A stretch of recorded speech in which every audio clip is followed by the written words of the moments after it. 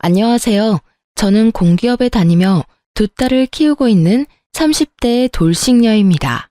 저는 이혼을 통해서 결혼이라는 게 가족 간의 결합이라는 것을 뼈저리게 알게 된 사람이에요. 저와 남편의 사이가 좋거나 나쁘거나를 떠나서 시댁이나 친정의 일이 벌어지면 상대편에도 영향을 끼칠 수 있다는 걸 결혼하고 나서야 알게 된 거죠.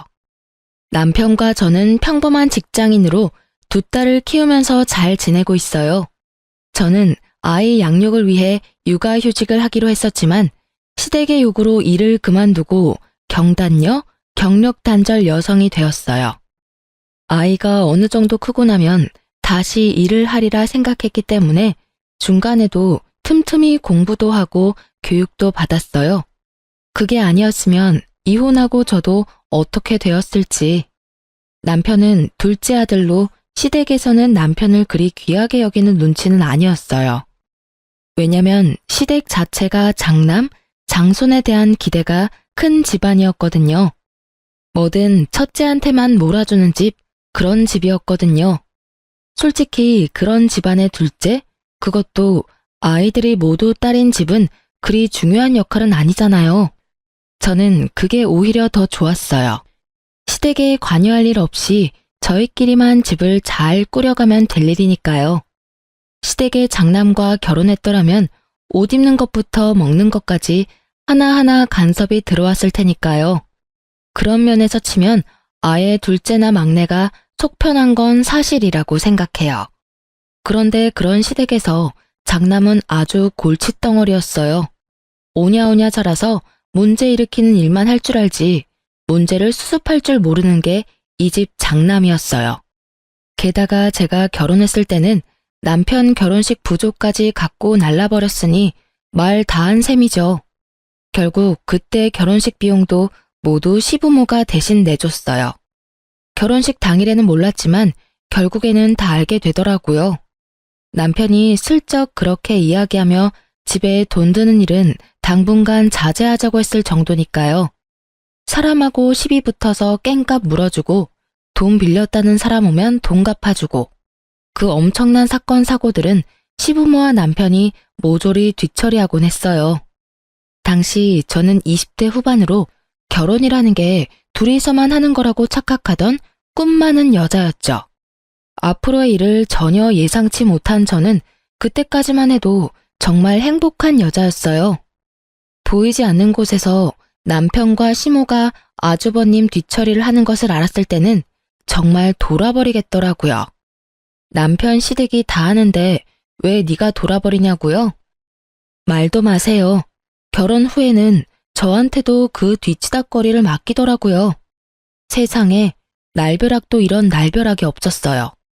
그런 제가 결혼 후 처음으로 아주버님의 싸지른 똥을 치우다 완전 화나서 머리에 뚜껑이 열린 날이 있었어요. 결혼하고 얼마 안 됐을 때였어요. 그때는 저와 남편이 둘 다 돈을 벌고 있을 때였는데 남편이 어느 날부터인가 굉장히 초조한 기색으로 핸드폰만 계속 뚫어져라 쳐다보더라고요. 벨소리가 나면 황급히 화면을 봤다가 원하던 사람이 아니면 곧 시무룩해지고 이상하잖아요. 누가 봐도 이상한 상황에 저는 남편이 바람을 피우나 했어요. 그런데 이렇게 대놓고 의식하는 게 이상했죠. 그래서 남편에게 슬그머니 물어봤어요. 당신 요새 이상해. 무슨 일 있어? 전화기만 내내 쳐다보고 꼭 기다리고 있는 사람처럼 굴어? 어? 아니야, 그런 거 아니고 형님 전화 좀 기다리고 있었어. 아주버님? 왜? 무슨 일 있어? 그러면 기다리지 말고 당신이 전화 먼저 해보면 되지. 왜 전화를 기다려? 바쁜지 전화를 안 받네. 분명 금방 연락 준댔거든. 근데 연락이 없으니까 계속 신경 쓰이게 돼. 저는 순간 흠칫했어요. 금방 연락을 준다고 해놓고 사라진 아주버님. 남편에게 듣던 아주버님의 사고 후 행동과 동일했거든요. 혹시 당신 아주버님한테 돈 같은 거 빌려주고 그런 건 아니지? 아니야, 돈을 왜 빌려줘. 그런 거 아니니까 걱정하지 마. 그런데 어떻게 걱정을 안 해요. 이렇게 대놓고 안절부절 못하는 남편을 보고서 결국 제가 집요하게 추궁하자 남편이 충격적인 사실을 털어놓더군요. 형님이 저번에 빌려준 돈 2배로 갚아준다면서 돈을 좀 빌려갔어. 원금의 2배 정도는 거뜬히 만들어줄 수 있다고 해서. 저는 이를 악물었어요. 소리라도 지르고 싶었는데 참았어요. 남편에게 물었죠. 그래? 얼마를 빌려줬어? 화나지 않는 제 말에 남편은 용기를 얻은 듯 조심스레 말하더군요. 5천만 원 정도? 미쳤어? 5천만 원이 어디 있어서 돈을 빌려줘? 당신 결혼식 때에도 결혼식장에서 돈 다 뺏긴 거 기억 안 나?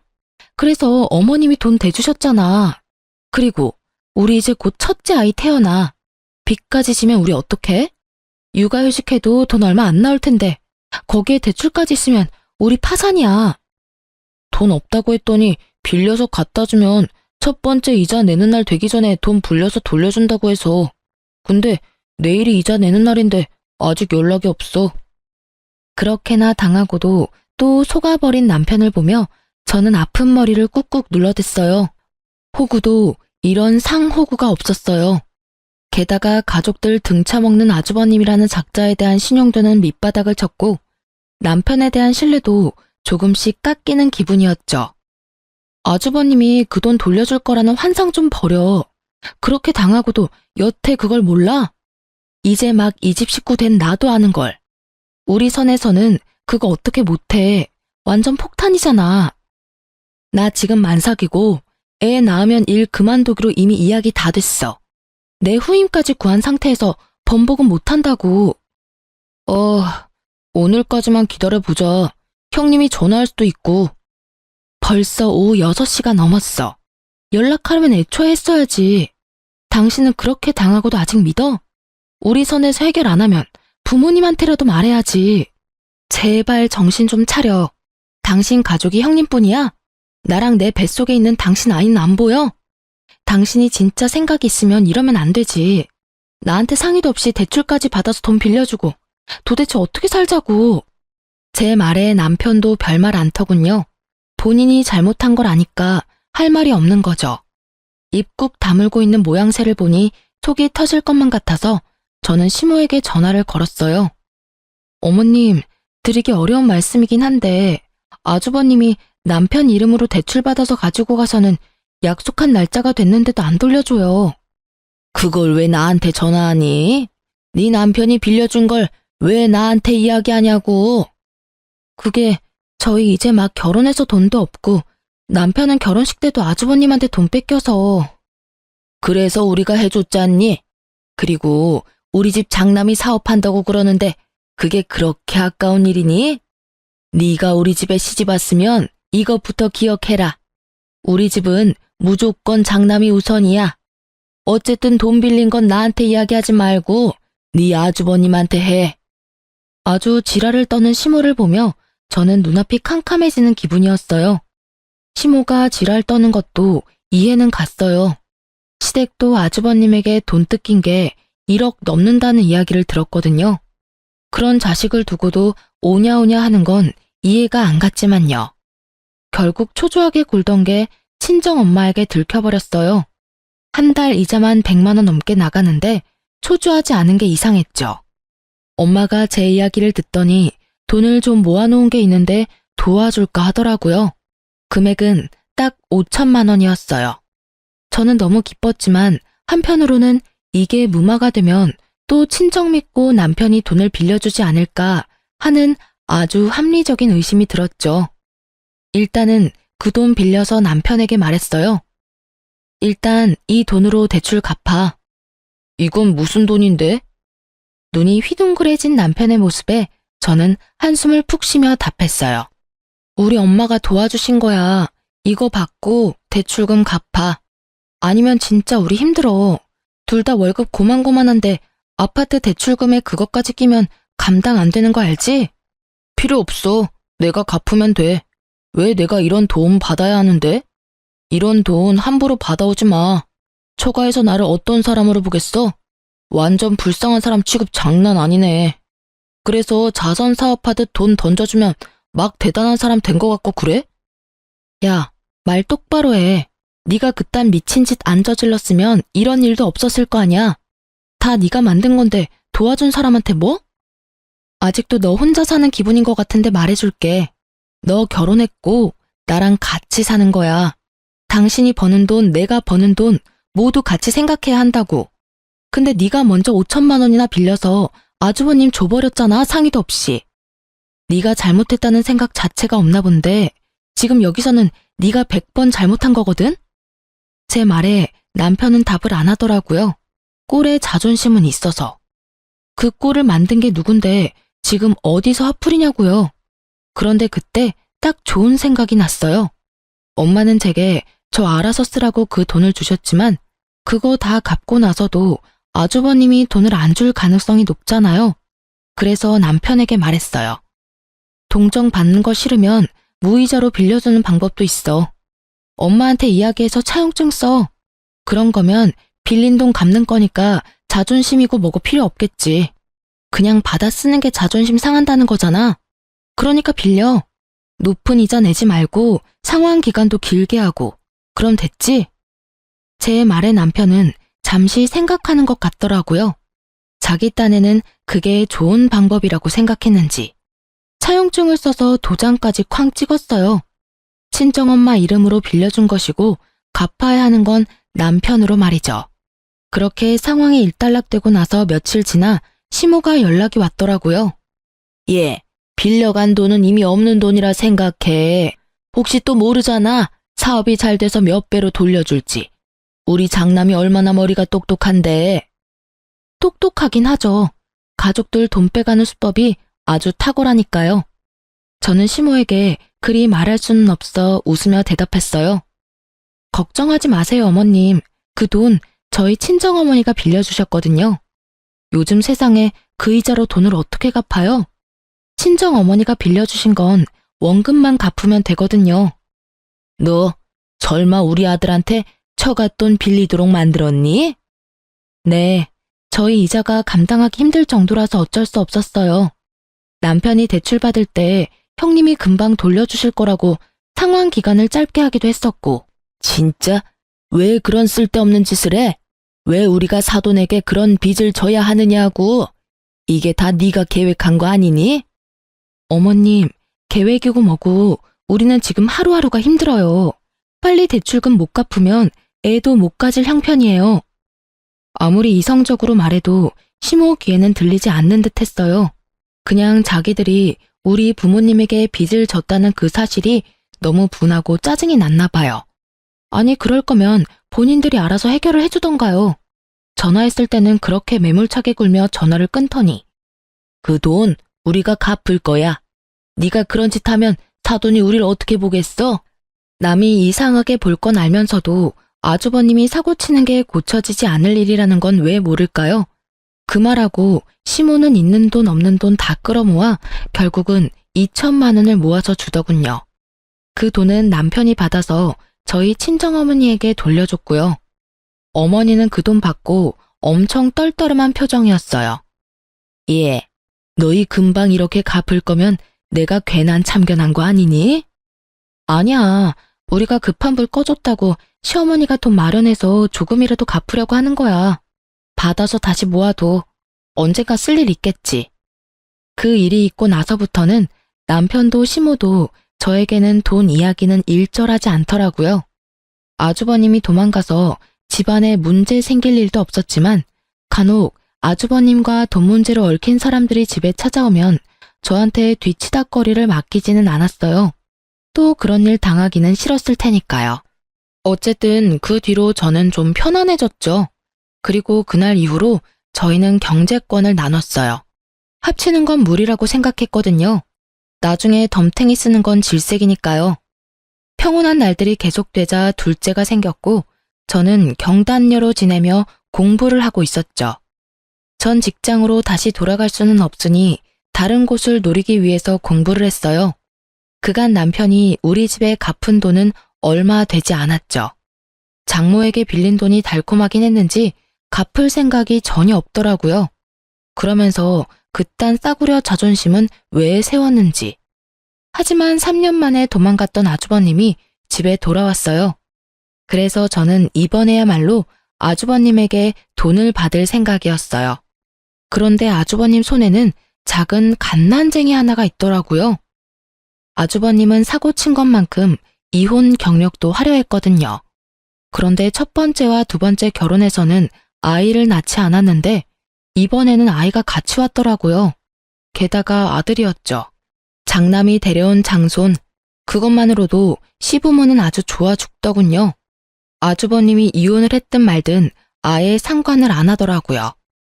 시부모님이 불려서 간 그날 시댁은 아주 잔칫날처럼 푸짐하더라고요. 그런 와중에 저는 아주버님에게 인사를 하고 말했어요.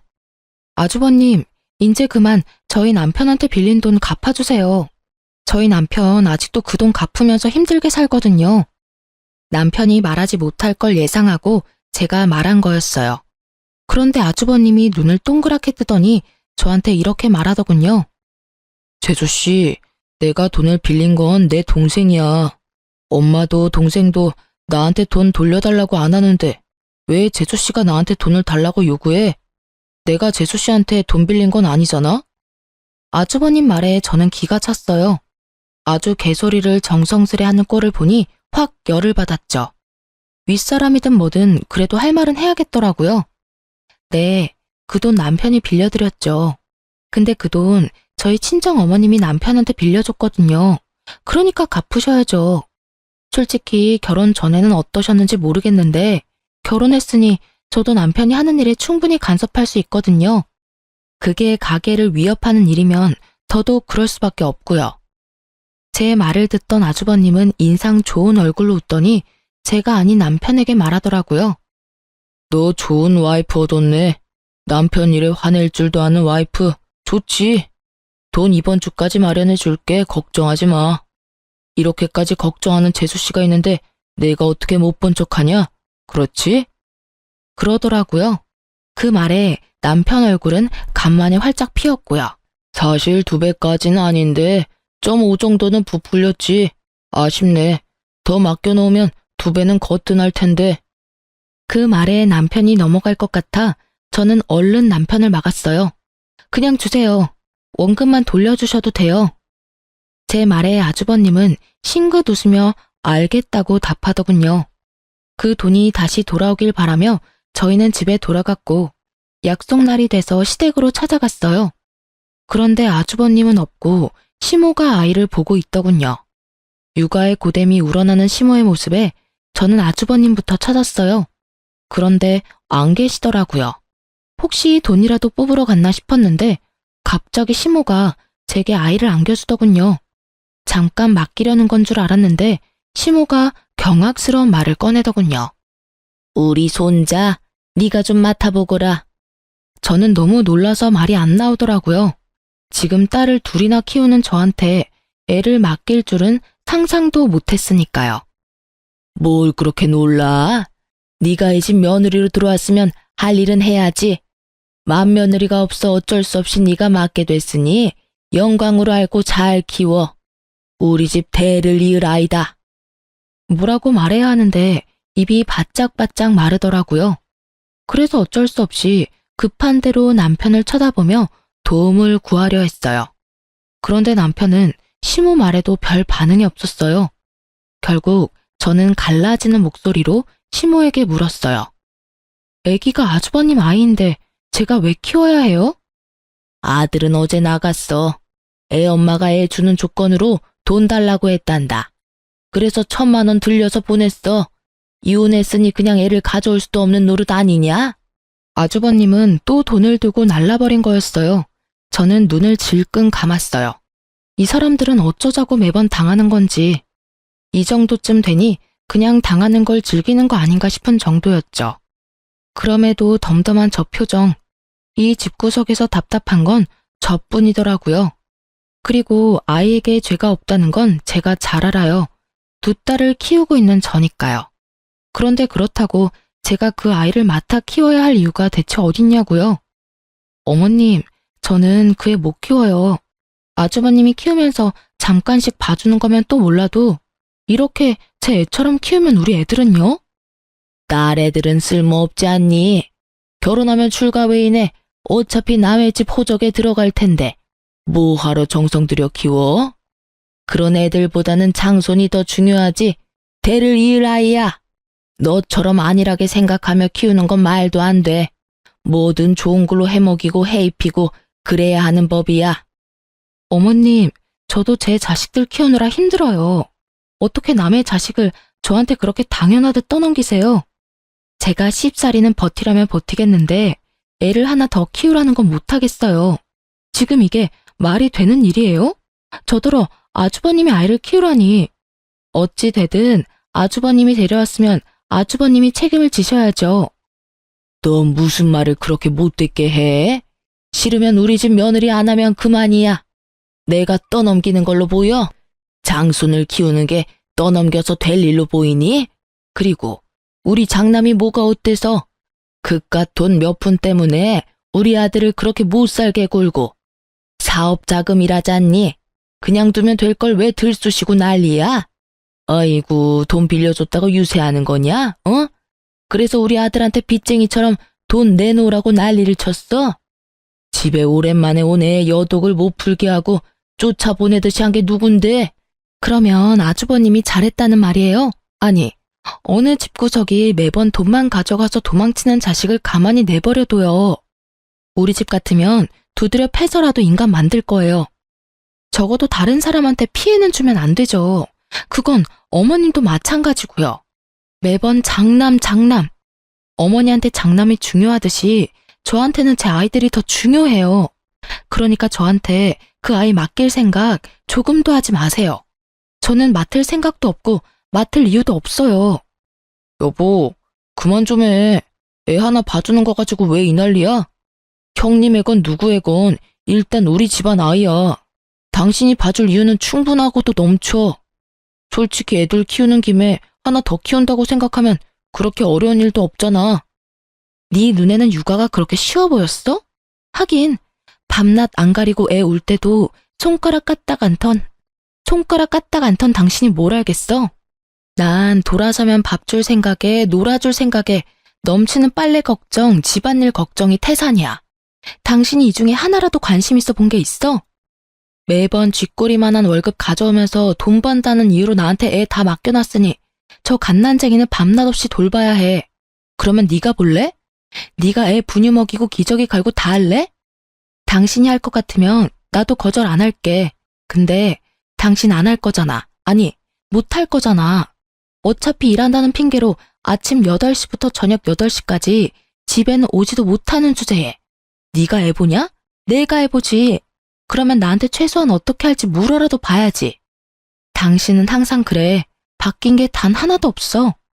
아주버님한테 돈 뜯길 때도 나한테 아무 말 없이 그 큰 돈 턱턱 빌려주더니 이번에도 나한테 말도 없이 애 맡기려고 하는 그 생각이 완전히 글러먹었다고. 남편에게 지금껏 쌓아온 모든 걸 내뱉고 났더니 속이 후련하더라고요. 제 폭주를 지켜보던 시모는 눈을 크게 뜨고 놀란 눈치였고 남편도 당황한 기색이 역력했죠. 저는 내친 김에 질러버렸어요. 나 이런 식으로는 절대 같이 못 살아. 당신은 나한테 실망만을 안겨줬고 나는 이제 더 이상 당신이 친 사고 아주버님이 친 사고 감당하지 못해. 가족이라서 당연히 감당해야 할 일들이라면 차라리 가족 안 하는 게 낫겠어. 그냥 우리 헤어지자. 야, 너 생각나는 대로 말하지 마. 생각을 하라고. 헤어진다고 해서 네가 잘 살 것 같아? 너 지금 아무것도 없는 여자야. 직장도 없고 돈도 없고 아무것도 없어. 그리고 위자료도 못 가져가겠지. 나는 그렇게 잘못한 일이 없으니까. 잘못한 게 왜 없어? 당신이 나 몰래 그 큰 돈 빌려준 게 이미 잘못한 거야. 그리고 어머님이 나한테 그 아이 맡으라고 한 것도 잘못한 거고. 내 걱정하지 말고 당신 걱정이나 해. 나는 이혼하면 당장 차용증으로 당신이 우리 엄마한테 빌린 돈부터 받아낼 거니까. 확 소리치고 밖으로 나왔는데 바람이 너무 시원하더라고요. 그 한겨울에 고래고래 고함 지르느라 온몸이 땀으로 흠뻑 젖었더라고요. 저는 집으로 돌아와 짐을 쌌어요. 그리고 애 둘을 데리고 그 집에서 나왔어요. 저녁에 애를 데리고 올까봐 겁났거든요. 그러면 또 얼떨결에 애를 맡게 될지도 모르니까요. 그렇게 집에서 나오고 저는 남편에게 우편으로 이혼 서류를 보냈어요.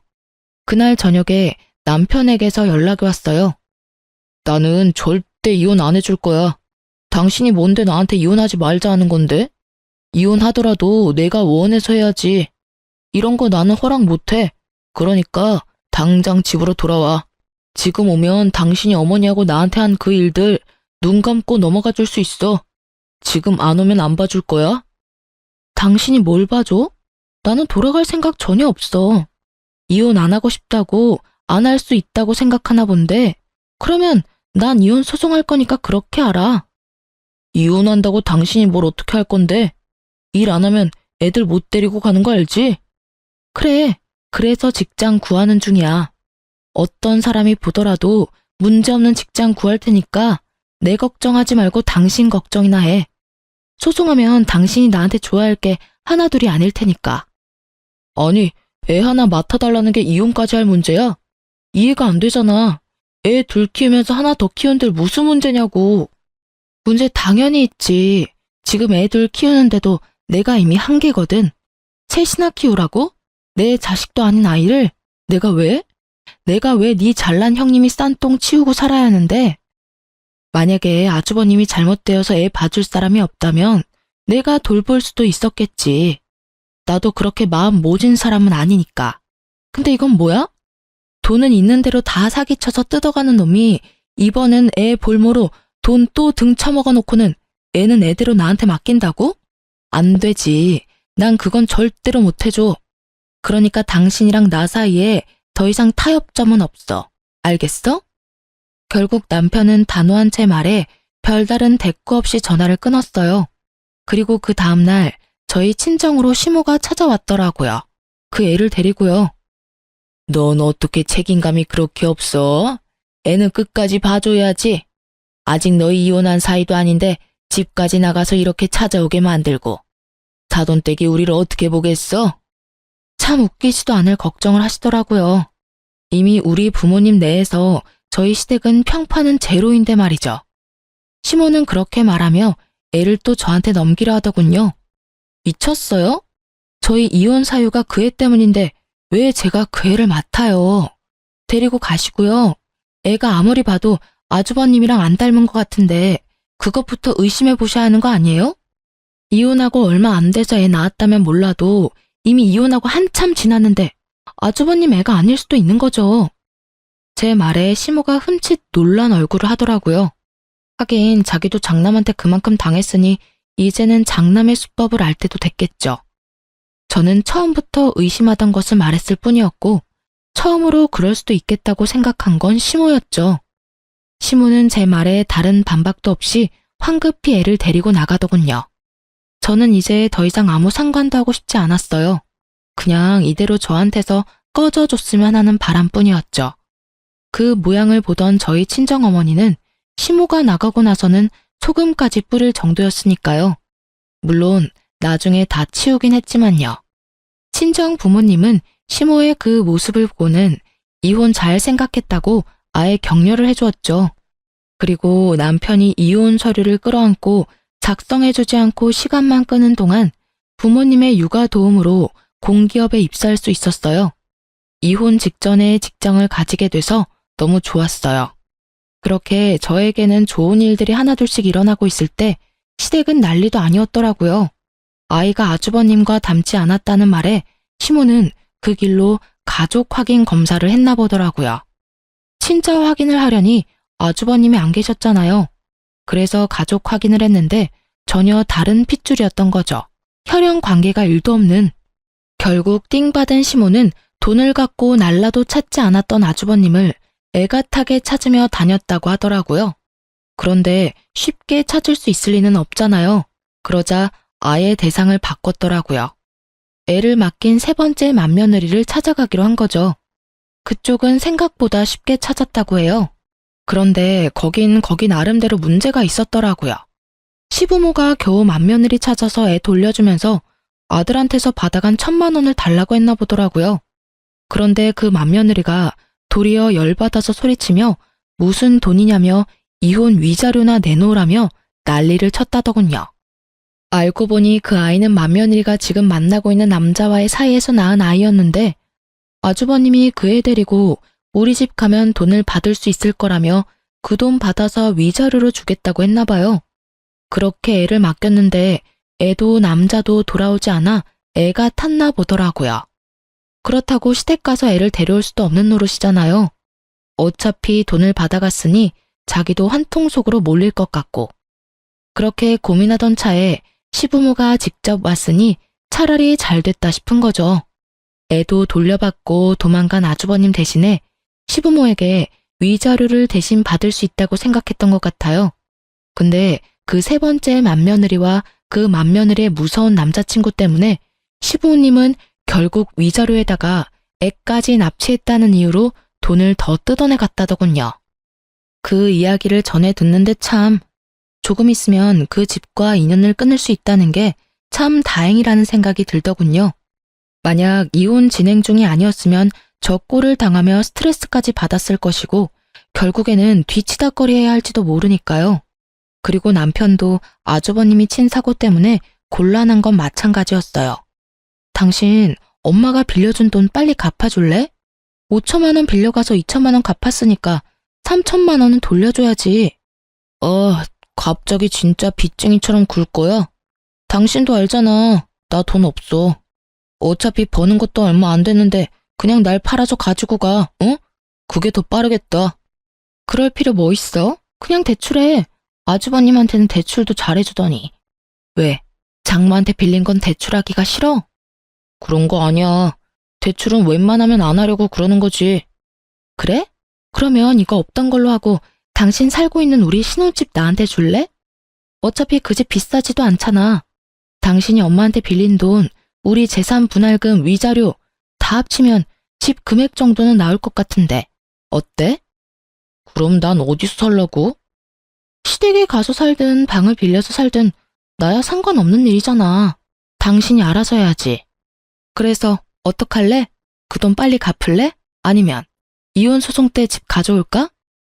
결국 시댁에 가는 건 싫었는지 남편은 대출받아서 제게 돈을 갚아줬어요.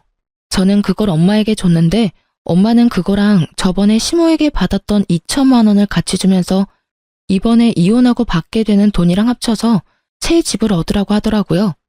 모자라면 엄마 아버지가 더 지원해 주겠다고요. 친정 부모님께 정말 고마웠어요. 그렇게 이혼이 완료되고 저는 아이들을 둘 다 데려올 수 있었어요. 직장 다니면서 아이는 친정 부모님이 봐주는 생활을 하다 보니 매번 도움을 주는 부모님께 뭐라도 해드리고 싶은 마음이 들었어요. 그래서 아주 비싼 일식 횟집을 예약했어요.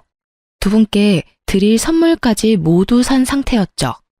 그날은 약속 시간 전 제가 너무 일찍 도착했어요. 부모님은 아이들을 픽업해서 같이 오기로 해서 저부터 들어가서 앉아 있기로 했거든요.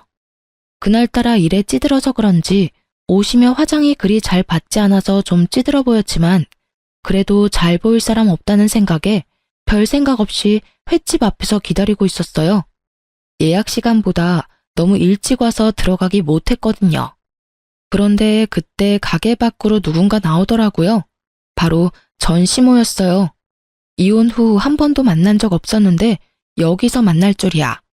그런데 전시모는 그 횟집 직원 앞치마를 하고 있더라고요. 여기서 일을 하고 있나 싶었는데 전시모가 저를 발견하고는 한껏 비웃음을 띠면서 저한테 다가오더니 그러더군요. 너 여기 구인 광고 보고 왔니? 그래, 이혼하고 나가보니 살기 어렵지? 할 줄 아는 거 없는 네가 뭘 하겠어? 이런 데서 설거지라도 해야지. 안 그래? 근데 너 여기서 일 못할 거야. 내가 너 일 못하게 막을 거거든. 너 때문에 우리 집 풍비박산 난 거 생각하면 지금도 치가 떨려서 잠이 안 와. 제대로 착각하고 있더라고요. 제 몰골이 그러한 탓에 어쩔 수 없는 일이긴 했지만 그래도 이렇게 사람을 노상해서 매도하는 건 예의가 아니죠. 저도 그런 소리 듣고 참을 사람도 아니었고요. 죄송한데 제가 왜 그 집을 난장판 만들었다고 생각하세요? 원래부터 그 집안이 난장판이었는데 저한테 책임 전가하는 거 이제 그만두세요. 이제 저희 남남이에요. 무슨 일이 있든 간에 그쪽 일은 그쪽 일이라고요. 책임 전가가 아니라 실제로 너한테 책임이 있지.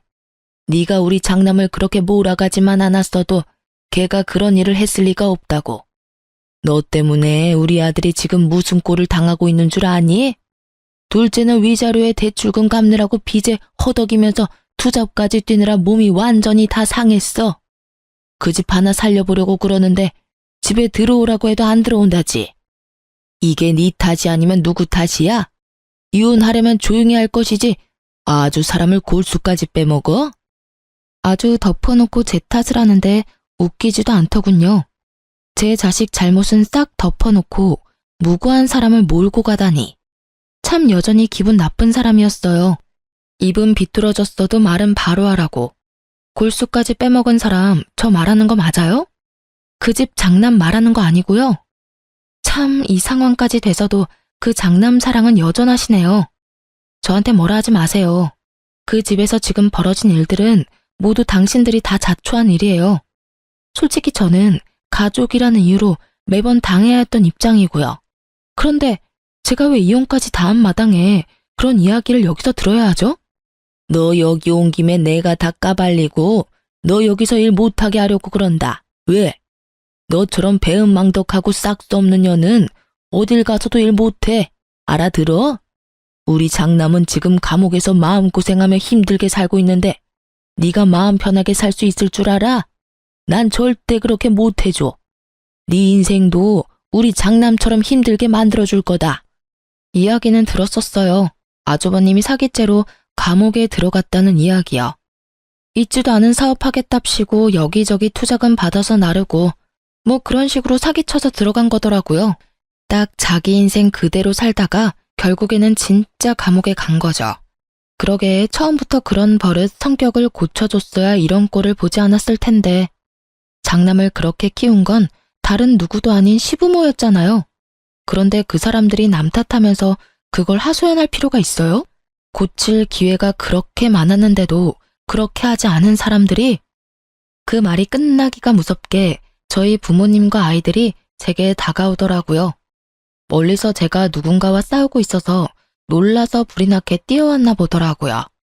애들이 놀랄까봐 아버지와 딸들은 먼저 가게 안으로 들여보내기로 했어요. 아버지, 애들 데리고 들어가요.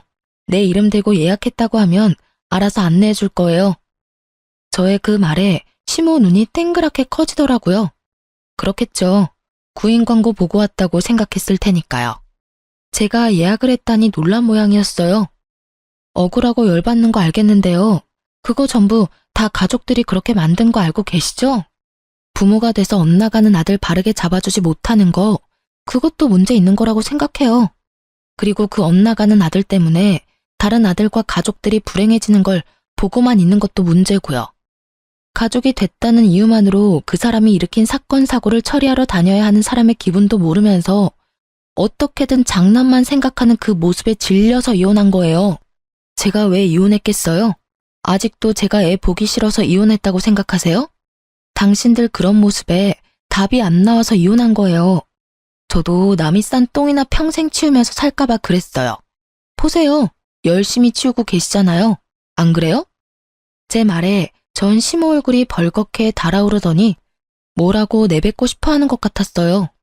그런데 그 전만큼 당당하게 나오지 못하는 건 제가 여기 예약 손님이라 그런 것처럼 보였어요. 그리고 저는 이혼하기 전에 이미 공기업 취직이 된 상태였어요. 그러니까 이런 데 일하러 올 필요도 없고요. 오늘은 고생하신 저희 친정 부모님 모시고 맛있는 식사에 선물 드리려고 했던 거예요. 밥맛이 있을지는 모르겠지만요. 결국 아무 말 못하고 부들부들 떠는 아줌마를 내버려두고 저는 가게 안으로 돌아왔어요. 미리 시켜놓은 대로 제일 비싼 코스 요리를 먹고 있으니 전 시모 눈에서는 불이 활활 타오르더라고요. 게다가 음식을 서빙하는 것도 아주 불성실하고 불친절하게 하고요. 결국 저는 중간에 사장님을 불러서 저희 테이블은 서빙하는 사람을 다른 분으로 바꿔달라고 요청했어요. 사장님이 연신 허리를 굽히며 사과하더니 결국 밖에서 시모가 혼나고 있더군요. 왜 손님한테 그렇게 잡아 죽일 것 같은 얼굴을 하느냐고요.